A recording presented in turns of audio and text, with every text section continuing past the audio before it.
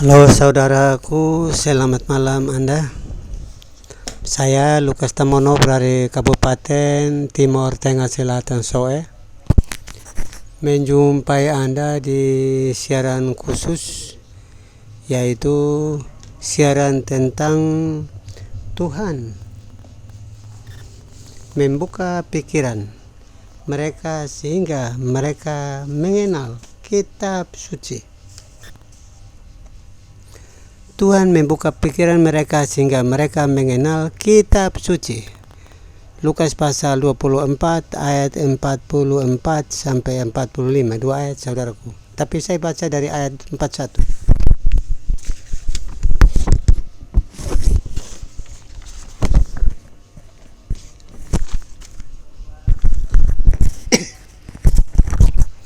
Tuhan membuka pikiran mereka, maksudnya pikiran murid-muridnya yang ada di dalam ruangan, sehingga mereka mengerti kitab suci. Kalau Anda baca, Anda tidak mengerti, percuma, itu sama dengan Quran. Tapi Alkitab orang Kristen ada kuasanya. Firman itu ada kuasanya, disertai dengan Roh Kudus. Kalau firman itu tanpa kuasa Roh Kudus, Anda membaca seperti Quran dan Anda tidak akan mengingat-ingat lagi. Dan firman itu tidak akan tinggal di dalam hati Anda. Lukas pasal 24 ayat 41 sampai dengan ayat 46, saudaraku. Saya bacakan sampai 47 malah. Saya bacakan buat Anda. Ayat 41. Adakah padamu makanan di sini? Ada sepotong ikan, jawab murid-muridnya, ada sepotong ikan goreng yang diambil dan memakannya di depan mata mereka. Ayat 44. Ia berkata pada mereka, inilah perkataanku yang telah kukatakan kepadamu. Perhatikan baik-baik. Ketika aku masih bersama-sama dengan kamu. Ketika firman itu ada bersama-sama dengan kita sebagai manusia, bahwa kita harus tahu bahwa itu akan digenapi. Semua yang ada tertulis tentang Yesus, yaitu tentang aku tadi di atas, dalam kitab Taurat Musa dan kitab Nabi-Nabi dan kitab Mazmur. Saya ulangi ayat 44. Ini isinya ada di sini supaya kita mengerti tentang firman Tuhan yang kita baca. Ia berkata kepada mereka, inilah perkataanku yang telah kukatakan padamu ketika aku masih bersama-sama dengan kamu, bahwa harus dikenapi semua yang ada tertulis tentang aku dalam kitab Taurat Musa dan kitab Nabi-Nabi dan kitab Mazmur. Ayat 45. Lalu ia membuka pikiran mereka sehingga mereka mengerti kitab suci. Kalau Yesus yang membuka pikiran kita, kalau firman yang membuka pikiran kita, maka kita akan mengerti tentang kebenaran Allah. Ayat 46. Katanya pada mereka, demikian Mesias harus lahir, menderita, dan bangkit pada hari ketiga dari antara orang mati. Jadi Yesus berkata setelah ia bangkit, dia menegaskan bahwa seluruh kitab Taurat, seluruh kitab para nabi memberitakan tentang kematiannya dan ia akan bangkit pada hari yang ketiga. Ayat yang ke-47. Di dalam namanya ada berita pertobatan. Yang kedua, dan pengampunan dosa. Anda setelah bertobat, dosamu diampuni. Anda setelah dosamu diampuni, Anda bertobat.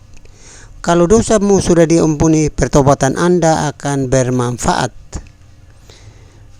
Pertobatan.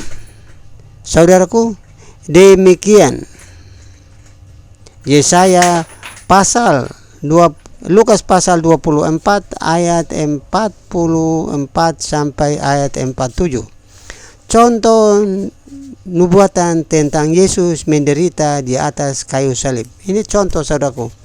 Nabi Yesaya masih jauh-jauh hari melalui ilham dari Allah Bapa di sorga. Nabi Yesaya bernubuat tentang penderitaan Yesus. Yesaya 53 ayatnya yang ketiga. Ia dihina dan dihindari orang yang penuh kesengsaraan dan yang biasa menderita kesakitan. Ia sangat dihina sehingga orang menutupi mukanya terhadap dia, dan bagi kita tidak ada masuk hitungan. Ayat yang keempat. Tetapi sesungguhnya penyakit kitalah yang ditanggungnya, dan kesengsaraan kitalah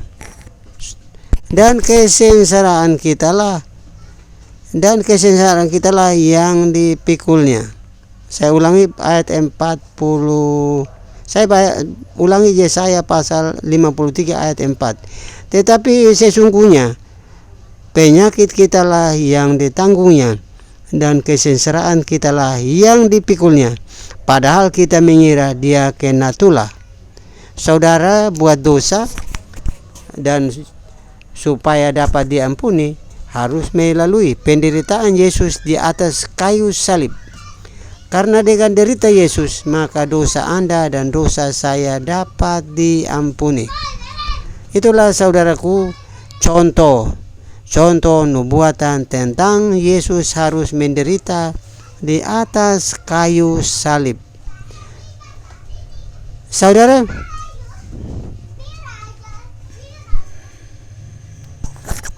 contoh Yesus harus menderita di atas kayu salib. Padahal kita kira dia kena tulah, dipukul dan ditindas Allah. Ya, karena mata kita buta ya, kita tidak tahu. Kita kira itu Yesus itu kena pukul, kena tindas karena itu asalnya dari Allah. Padahal itu karena dosa dan salah kita, saudaraku. Nanti di ujungnya saya kasih tahu. Tuhan menyatakan dirinya pada zaman akhir. Keluaran pasal 6 ayat 1 sampai yang keempat. Saya akan bacakan buat Anda. Keluaran pasal 6 ayat 1 sampai keempat.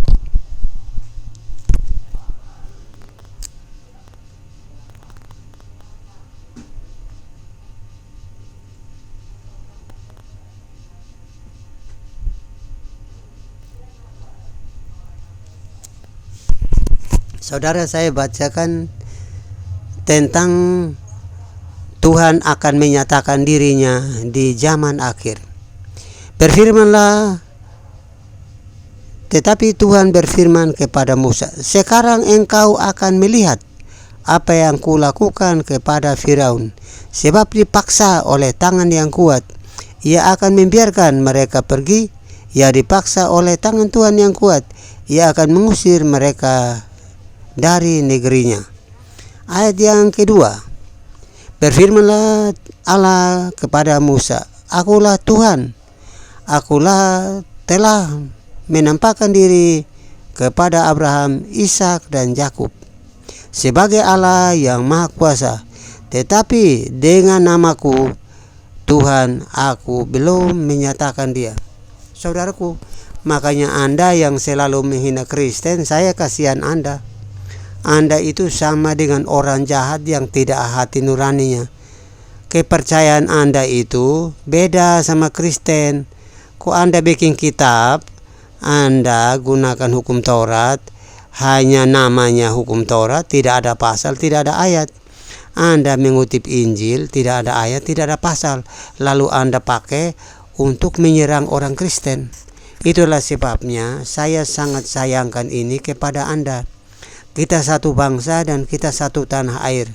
Kalau perbuatan Anda, orang yang bukan Kristen, berlaku seperti terorisme, Anda nanti kena peluru tidak mati, Anda akan bertobat. Densus 88 akan menanti Anda. Kalau Anda terus-menerus menghujat, menghina orang lain karena keyakinannya, Anda menanti Densus 88 akan menangkap Anda suatu hari nanti. karena hinaan Anda, karena olokan Anda, Tuhan dengar dari tempat ketinggiannya. Tuhan itu sabar saudaraku untuk Anda bertobat, maka Dia membiarkan Anda berkuar-kuar di udara melalui siaran-siaran ini. Jadi saya kasih tahu Anda, saya bacakan ayat ini buat Anda, ayat yang kedua dari Keluaran pasal 6 ayat yang kedua dan ketiga. Berfirmanlah Allah kepada Musa, Akulah Tuhan. Ayat yang ketiga, Aku telah menampakkan diri kepada Abraham, Ishak dan Yakub sebagai Allah yang Maha Kuasa. Tetapi dengan namaku Tuhan, aku belum menyatakan diri. Yang disebut namaku Tuhan belum menyatakan diri. Saudara yang bukan Kristen, saudara yang bukan Kristen jangan coba-coba saudara. Kalau perkara misalnya perdata ini karena ributan kebun atau ributan sawah atau apa namanya, Anda sudah dipenjarakan sudah dari tahun-tahun lalu, dari kemarin-kemarin. Anda mencuri ayat orang yang tidak ada di dalam kitab Anda pakai untuk menyerang orang Kristen itu. Tujuannya buat apa? Ya tujuannya buat teroris. Anda sekolah, belajar untuk kejahatan, mengutip ayat orang untuk menghina-hina, orangnya Anda pukul kalau orangnya tidak mau taat akan Anda, uangnya diambil, itu kan teroris. Udah praktik itu udah terjadi di mana-mana dengan kekuasaan teror itu. Anda meneror-neror mentalnya, kalau dia tidak kuat, dia ikut Anda, kalau tidak, dia tidak ikut, dia bayar Anda dengan uang. Itu terorisme saudaraku. Ini saya udah bacakan ini. Ulang Keluaran pasal yang ke-6 ayatnya yang ketiga. Aku telah menampakkan diri kepada Abraham, Ishak dan Yakub sebagai Allah yang Maha Kuasa. Tetapi dengan namaku Tuhan, aku belum menyatakan diri. Bukan saja aku telah mengadakan perjanjianku dengan mereka, tetapi memberikan kepada mereka tanah Kanaan tempat mereka tinggal sebagai orang asing. Tetapi aku sudah mendengar juga orang-orang Israel yang telah diperbudak oleh orang Mesir, dan aku ingat kepada perjanjianku. Sebab itu katakanlah kepada orang Israel, Akulah Tuhan, aku akan membebaskan kamu dari kerja paksa orang Mesir, melepaskan kamu dari perbudakan mereka, dan menebus kamu dengan tangan yang terancung dan dengan hukuman-hukuman yang berat. Anda baca sejarah, Anda pergi ke Mesir sana, tanya waktu orang Israel keluar dari Mesir itu bagaimana caranya. Anda itu jadi teroris murahan itu Anda itu. Itu Tuhan itu belum menyatakan dirinya kepada Abraham, Ishak dan Yakub. Pada Musa belum. Nanti menyatakan dirinya pada tahun 0 setelah genap waktunya Yesus lahir di dunia sebagai Tuhan. Tuhan itu artinya pemimpin. Pemimpin artinya penguasa dunia ini.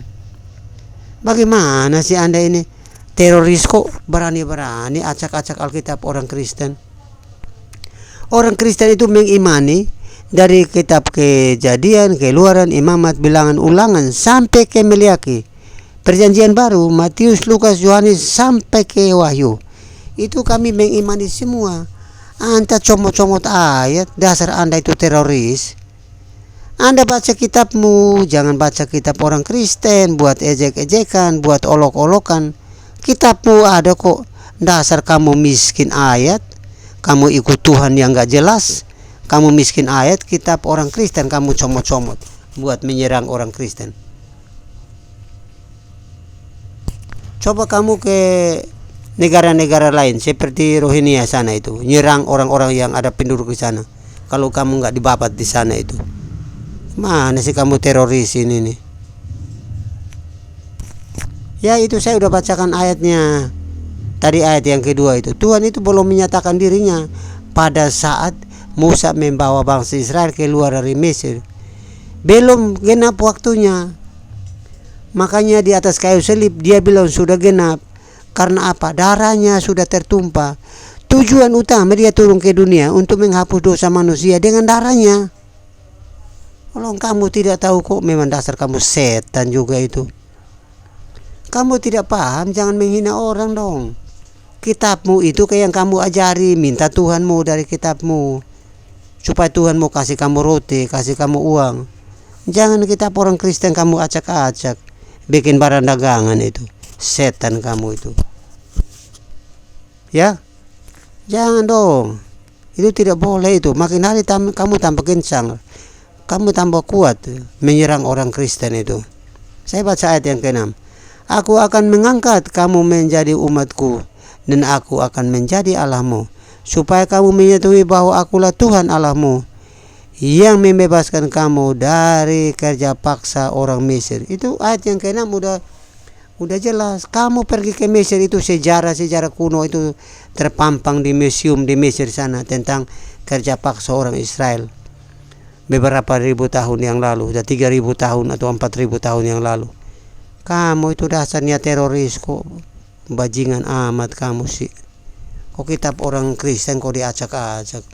Tuhan Yesus udah Tuhan. Kalau kamu bilang Tuhan, kamu bilang itu bukan Tuhan, kamu udah penjahat. Mana sih kamu itu? Belajar aja kitabmu, minta Tuhanmu yang mana kasih kamu makan. Kok kitab orang Kristen kok kamu acak-acak? Saudaraku, saya sudah bacakan tentang tadi itu. Tentang harus mengerti tentang firman Tuhan. Kalau yang tentang firman Tuhan itu harus mengerti. Kalau baca Alkitab itu mengerti, bukan hujat. Kamu malah membaca untuk menghujat. Kalau baca untuk mengerti, melakukan di dalam hidup hari-hari, itu yang benar, bukan menghujat. Oke, kita maju lagi.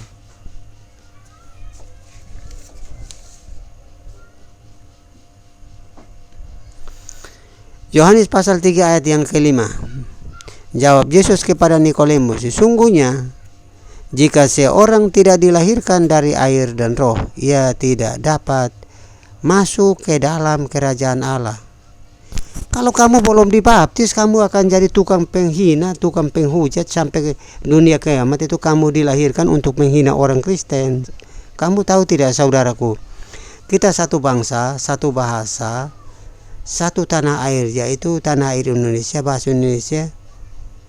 Harus kita saling menghormati. Pancasila adalah dasar negara kita. Pancasila dasar negara kita. Sila yang pertama, ketuhanan yang Maha Esa. Sila kedua, kemanusiaan yang adil dan beradab. Sila ketiga, persatuan Indonesia. Sila yang keempat, kerakyatan yang dipimpin oleh hikmat kebijaksanaan dalam permusyawaratan dan atau perwakilan. Sila kelima, keadilan sosial bagi seluruh rakyat Indonesia. Saudaraku, sila pertama, ketuhanan yang Maha Esa, diyakini orang Kristen bahwa Tuhan pencipta langit, bumi, laut, dan segala isinya, Tuhan kita Esa. Saya ulangi saudaraku. Pancasila, sila yang pertama, ketuhanan yang Maha Esa, diyakini orang Kristen bahwa Tuhan pencipta langit, bumi, laut, dan segala isinya, Tuhan kita adalah Esa. Saya bacakan ayatnya buat saudara.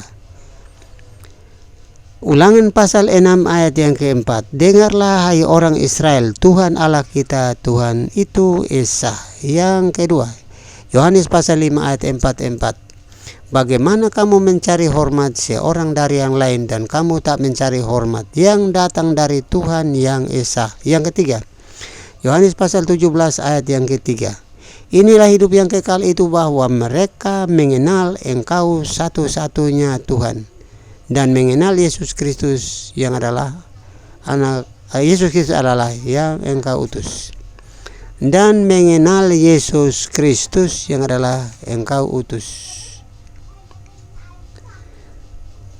Yang keempat, Markus pasal 12 ayat 32. Lalu kata ahli Taurat itu pada Yesus, padanya, tepat sekali guru katamu bahwa dia itu Esa dan tidak ada yang lain.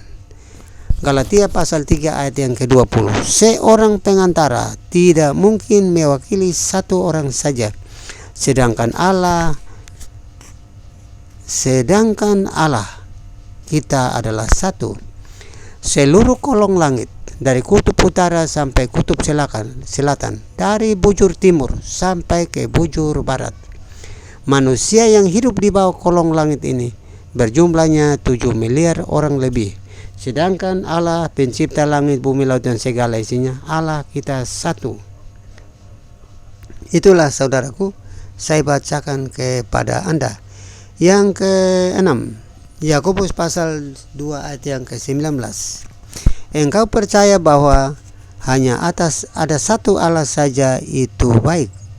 Tetapi setan-setan juga percaya dan mereka gemetar. Yang ke-7, Pertama Korintus pasal 8 ayatnya yang ke-4. Tentang makan daging persembahan berhala. Tidak ada berhala, tidak ada juga Allah lain, kecuali Allah yang Esa. Yang ke-8, Pertama Korintus pasal 8 ayatnya yang ke-6. Namun bagi kita hanya ada satu Allah saja, yaitu Bapa yang berasal dari segala sesuatu dan untuk Dia kita hidup, dan satu-satunya Tuhan, yaitu Yesus Kristus, yang olehnya segala sesuatu dijadikan dan karena Dia kita hidup. Ada beberapa ayat Alkitab orang Kristen yang menyatakan bahwa Tuhan pencipta langit, bumi, laut dan segala isinya. Tuhan itu Esa. Saya tidak peduli orang Kristen yang Tuhannya mau 2, mau 3, mau 4, mau 1. Saya tidak peduli dengan Anda. Yang saya katakan di sini, Tuhan pencipta langit, bumi, laut dan segala isinya. Tuhan itu satu. Pertama Yohanes pasal 5 ayatnya yang ke-7. Yaitu ada 3 yang bersaksi tentang di dalam sorga: Bapa, Firman, dan Roh Kudus. Bapa, Firman, dan Roh Kudus. Saudaraku, Bapa, Firman, dan Roh Kudus adalah satu, bukan 3. Adalah satu. Saya uraikan supaya Anda bisa mengerti tentang Allah Bapa di sorga. Allah Bapa di sorga, ada Firman dan ada Roh Kudus. Sesuai dengan kitab Pertama Yohanes pasal 5 ayatnya yang ke-7. Sedangkan ayat yang ke-8, ada 3 yang bersaksi tentang di bumi, yaitu roh, air, dan darah. Ketiganya juga satu, tidak ada 3 di bumi ini. Kuasa Allah bekerja dengan sistematis, tidak ada yang berubah dulu, sekarang, dan selamanya. Saudaraku, orang Kristen percaya Allah Bapa di surga. Di dalamnya ada Firman dan ada Roh. Banyak orang tanya, kalau begitu pada saat Yesus turun ke bumi, maka di surga kosong. Anda justru punya pikiran seperti anak kecil yang belum pintar, belum pandai. 3 di dalam 1 artinya tidak dapat dipisahkan. Saya bacakan kepada Anda. Allah kita di surga adalah Allah yang maha tinggi, Allah yang maha pencipta, Allah yang maha kuasa, Allah maha pemelihara. Itu Allah, itu Allah, itu status Allah, itu keadaan Allah, itu Allah kita. Saudaraku, kenapa sampai Anda mengira Tuhannya orang Kristen ada 3? Anda baca baik-baik. Di Kejadian pasal 1 ayatnya yang ke-26. Berfirmanlah Allah, baiklah kita menjadikan manusia menurut gambar dan rupa kita, supaya mereka berkuasa atas ikan-ikan di laut dan burung-burung di udara, dan atas ternak dan seluruh bumi, dan atas segala binatang melata yang di bumi. Ayat 23. Allah menciptakan manusia itu mereka menurut gambarnya, menurut gambar Allah diciptakannya laki-laki dan perempuan. Saya kasih contoh, saudaraku. Allah membentuk Adam. Satu Adam. Tidak ada dua Adam di situ. Lalu setelah jadi bentuknya seperti manusia, Allah Bapa di sorga menghembuskan napasnya dari hidung Adam, maka Adam menjadi makhluk hidup. Itu satu. Jadi roh Allah yang ada di sorga yang digunakan Allah ditiupkan masuk ke hidung Adam, Adam menjadi makhluk hidup. Saudaraku, dengan firman Allah menjadikan langit, bumi, laut, dan segala isinya. Dengan firman Allah menciptakan langit, bumi, laut, dan segala isinya. Ya, dengan firman Allah menjadikan langit, bumi, laut, dan segala isinya. Lalu kalau Yesus jadi manusia, dia ada di bumi. Di sorga tidak kosong, saudaraku. Saya memberitahu. Di Keluaran 3 ayat yang ke-14. Keluaran pasal 3 ayat yang ke-14, saudaraku.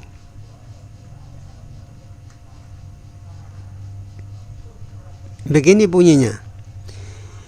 Firman Allah kepada Musa, Aku adalah Aku.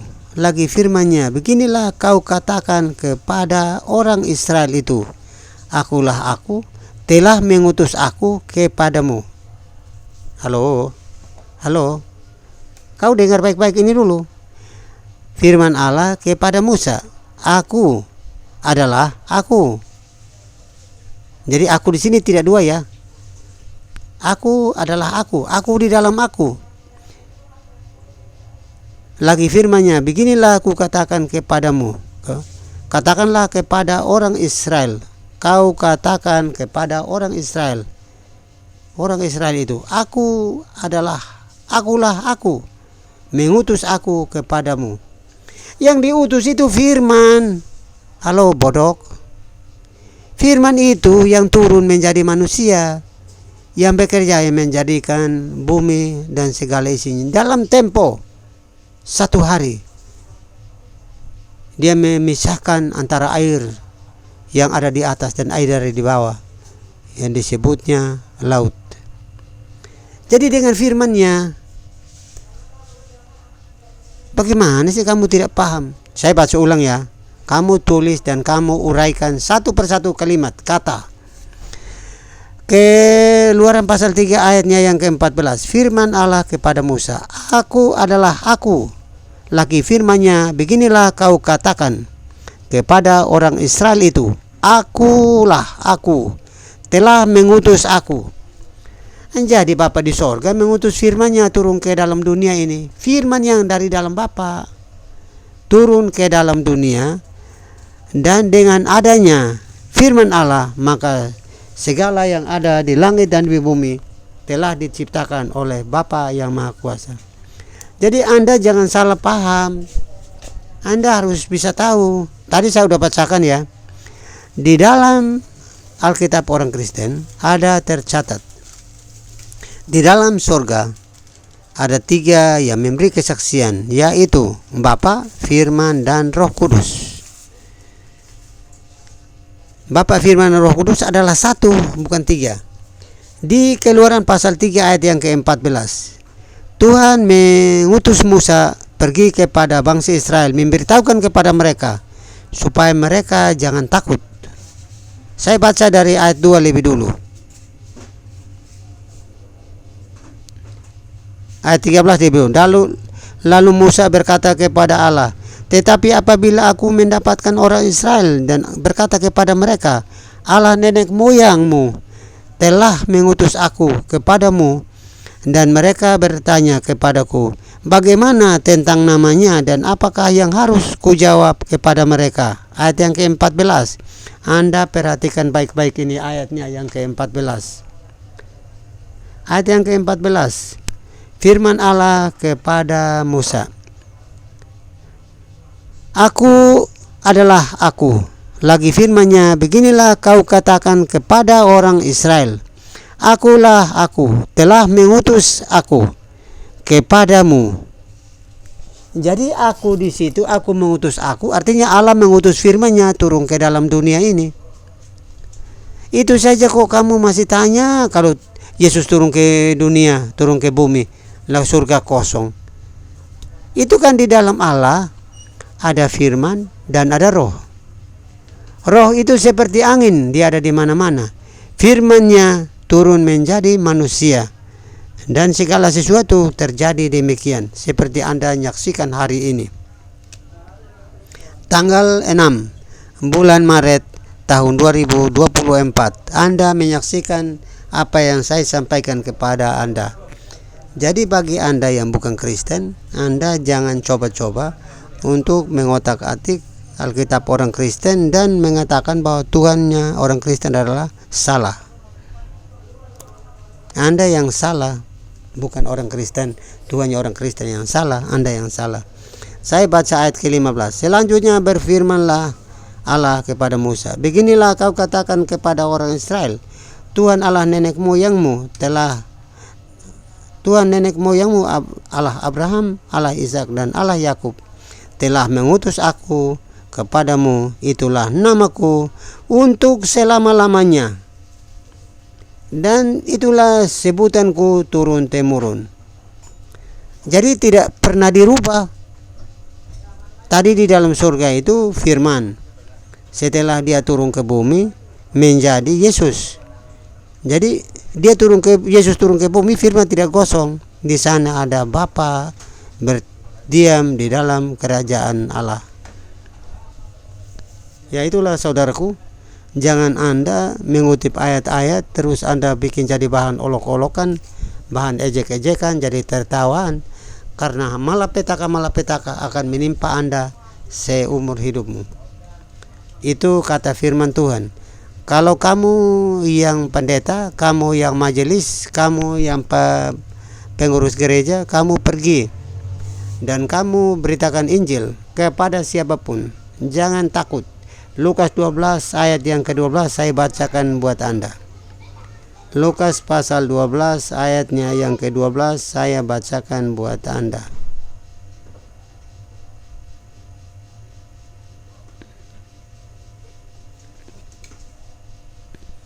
Sebab pada saat itu juga Roh Kudus akan mengajari kamu apa yang harus kamu katakan.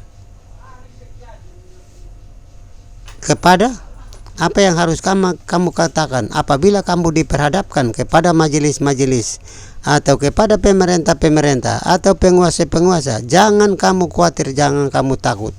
Sebab pada saat itu juga Roh Kudus akan mengajari kamu apa yang harus kamu katakan.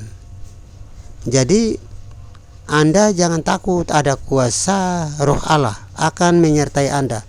Karena itu bagi orang Kristen yang hidup taat Tuhan. Jadi apabila setan yang tanya, kamu jawab setan dengan baik-baik. Jawab setan dan hardik setannya pergi. Kalau kamu tidak pakai kuasa, kamu hardik, dia tidak bisa pergi, malah dia merongrong kamu. Tapi kalau kamu pakai kuasa Allah, kamu hardik di dalam nama Yesus, setan nyala engkau, dia akan pergi. Ya gitulah saudaraku. Saya ulangi lagi saudaraku. Allah Bapa di sorga, firman dan Roh Kudus itu bukan 3-1 saudaraku. Allah Bapa di sorga, firman dan Roh Kudus bukan 3-1.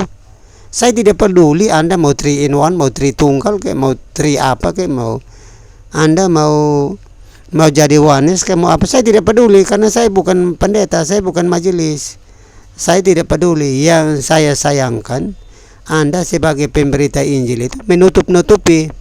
Padahal tujuan Yesus turun ke bumi untuk membawa Anda masuk ke dalam kerajaan Allah apabila Anda mati. Saya tanya kepada saudara, kalau Anda mati, tubuh Anda taruh di mana? Pertanyaan kedua, kalau saat Anda mati, napas ini Anda taruh di mana? Kalau Anda saat mati, hikmat Allah, pengetahuan Allah, akal budi Anda, kecerdasan Anda, logika Anda taruh di mana? Anda tidak bisa misahkan mana tubuh, mana roh, dan mana jiwa. Anda anggap itu tiga, tubuh tersendiri, roh tersendiri, jiwa tersendiri. Di dalam tubuh ini bernaung roh dan jiwa. Gimana sih Anda ini berterangkan kepada jemaat kok nggak jelas-jelas? Makanya jemaatnya tukang pencuri, jemaatnya tukang berzina, ngerampok, mencuri uang, tanah orang direbut. Ya itu karena kamu kasih tahu tidak jelas itu. Gimana sih kamu ini pendeta-pendeta, pastor-pastor ini? Kasih tahu kamu mau kumpul jemaatnya buat apa? Mau cari duit? Kamu kumpul jemaat mau bikin apa? Mau selamatkan jiwanya atau mau cari duit? Cari duit tuh, bikin pabrik sandal ke, pabrik plastik ke, supaya kamu dapat duit. Jangan firman Tuhan dibikin barang dagangan loh, saudara. Tanam jagung tuh di sana itu ada hujan tuh, tanam jagung supaya kamu panen kau makan, perutmu matfuna ya. Oke? Jangan kamu dagang ini Alkitab. Orang mabok juga kamu tidak larang, orang berzina juga kamu biarkan. Itu pelayan apa namanya? Ya saudaraku ya, Anda dengar baik-baik, ini udah panjang lebar saya uraikan tiap hari. Tuhan itu bukan 100. Makanya saya tidak peduli lu punya Tuhan mau 3 kayak mau 100 kayak. Lu mau sekolah sampai dapat doktor kok, sarjana kok, S1 kok, S2 kok, S-teller kok, S-batu, saya tidak pusing dengan kau punya SS itu. Saya hanya sayang saja kau memberitakan Injil itu tidak jelas, maka jemaatnya tidak paham mana tubuh, mana roh, dan mana jiwa.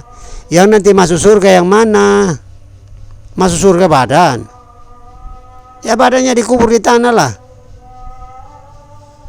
Mana orang mati kuburnya pergi bikin rumah di situ terus disapu tiap hari. Gimana sih? Makanya jemaatnya banyak kemalingan, jemaatnya banyak tukang pencuri. Gereja ada di mana-mana, jemaatnya banyak kehilangan. Gimana sih? Ya saudaraku ya. Saudara jangan lupa baca firman Tuhan pagi, siang, dan malam. Yohanes pasal 3 ayatnya yang kelima. Jawab Yesus kepada Nikodemus, sesungguhnya jika seorang tidak dilahirkan dari air dan roh, ia tidak dapat melihat kerajaan Allah. Lihat saja tidak, orang kamu tidak dibaptis, bagaimana lu mau lihat kerajaan Allah? Lo tukang mabok, masuk surga. Dari mana mau masuk? Mau lompat tembok? Itu bukan rumah, saudaraku. Di sana itu suasana. Tahu tidak itu suasana? Kalau tidak tahu suasana, menyanyi suasana surga turunlah. Itu baru tahu.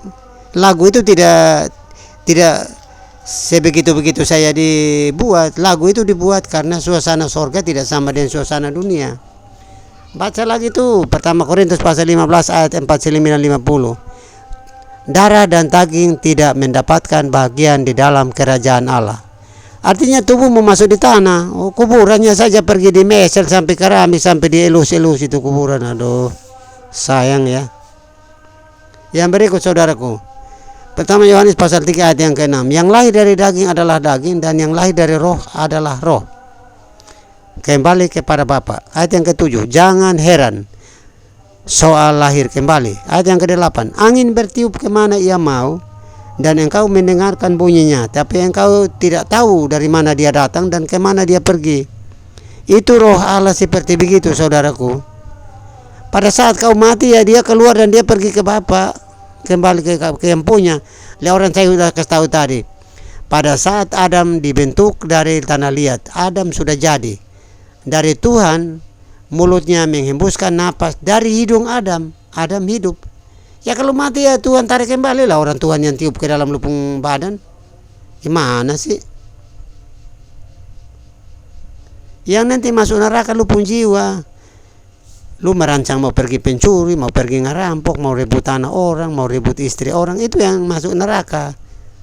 Nah lubung tanah, tubuh masuk di dalam tanah, itu tidak ada urusan tubuhmu itu. Oke? Kita lanjut.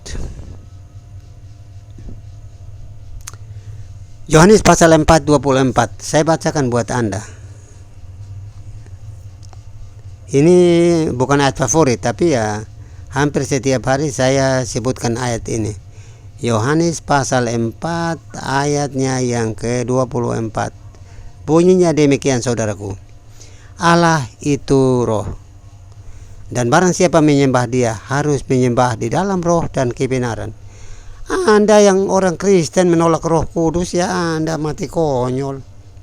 Menyembah harus di dalam roh dan kebenaran. Memang menyembah modelnya bagaimana? Orang menyembah dalam roh, lu bilang kata itu orang stres. Mana sih? Orang menyembah dalam roh, lu bilang kita orang gila. Tapi kalau mabuk lu mau. Mana sih? Oke. Malam ini siaran kita begini, jadi saya stop di mabuk mau. Nanti kita sambung lagi. Maka itu orang timur yang mendengarkan siaran ini, kalau mabuk itu harus dikurangi, karena membunuh tubuhmu. Di dalam tubuhmu itu ada bait Allah di dalamnya. Itu bait Allah yang Yerusalem yang dibangun oleh Salomo itu dirubuhkan, sampai hari ini temboknya tidak ada. Itu lagi perang, itu udah berapa bulan itu di sana, itu mau bangun kembali. Jadi bangunan yang dibangun oleh orang-orang tua kita dulu, tembok itu Tuhan tidak diam di situ, Tuhan diam di dalam lubuk hati. Lah kalau lu kasih masuk mabokan di dalam, Tuhannya di mana? Oke, terima kasih saudaraku. Kita sambung kembali di waktu dan kesempatan yang berikut. Terima kasih dan salam sehat buat Anda.